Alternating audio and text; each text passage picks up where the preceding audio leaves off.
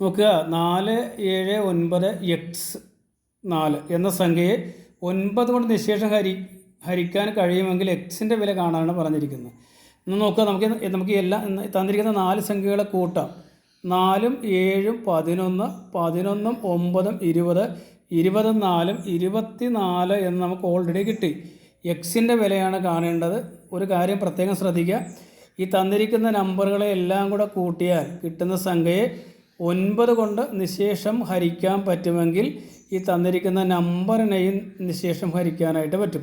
ഇവിടെ നമുക്ക് കൂട്ടിയപ്പോൾ 24 കിട്ടി. അങ്ങനെയാണെങ്കിൽ 9ൻ്റെ ഗുണിതമായിട്ട് വരുന്ന 24 കഴിഞ്ഞുള്ള നമ്പർ എന്ന് പറയുന്നത് 27 ആണ്.